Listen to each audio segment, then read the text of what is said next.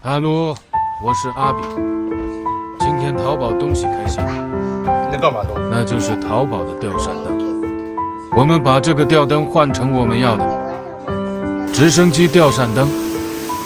这个包裹也太大了吧！包裹旁边的木条是自己要求他们安装的，好，爸爸拆。这样运回台湾才不会破损。这些木条是要钱的，记得买回来要叫他们改110的电。因为大陆那边的电压是220。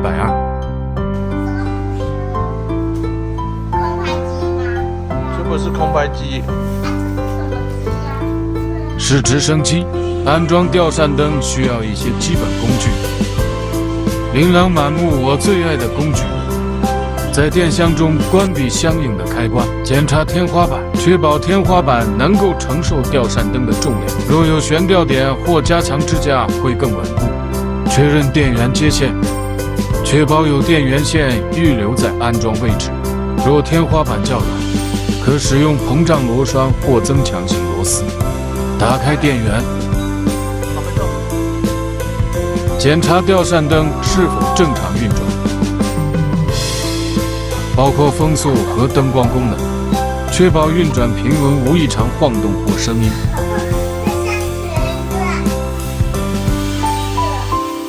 这个吊扇灯可以实体开关，也可以遥控开关，还有风扇，也可以连接手机 WiFi。因为改了110的电，就没有声控；220的电有声控。功能有白灯、黄灯、暖灯，还有弱白灯、弱黄灯、弱暖灯。风扇6变速调整。接下来换另外一个客厅方形看灯。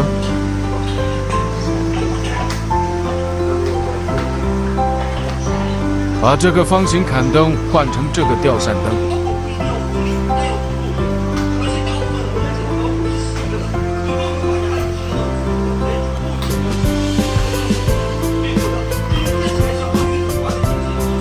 我们开始组装这个实体吊扇灯。功能有跟直升机吊扇灯一样，在电箱中关闭相应的开关，开始拆除方形砍灯。开始测量电钻钻孔打壁虎。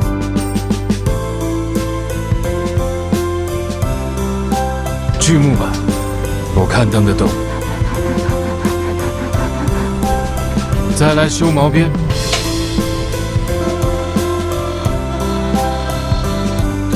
再钻吊扇灯杆的洞。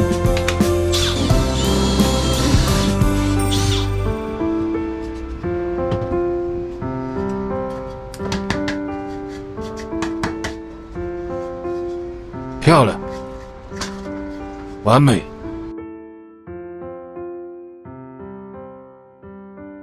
把木板钉上去，将相应的线与吊扇灯的电线连接，并用电工胶带包裹接头，确保接线牢固，避免短路。装好了，打开电源测试是否正常。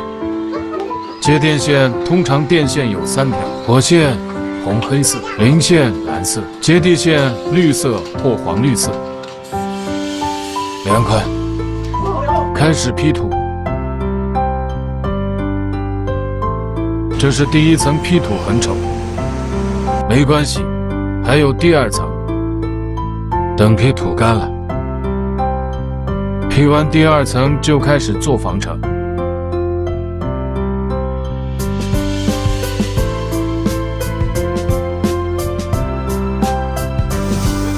我准备要打磨。这个就是打磨机，把 P 图弄得晶液剔透无痕迹，弄得全身石膏粉在身上。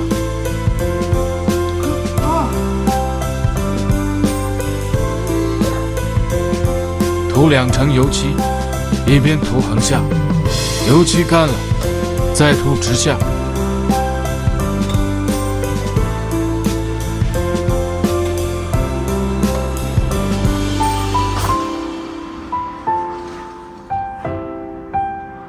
这样就完美。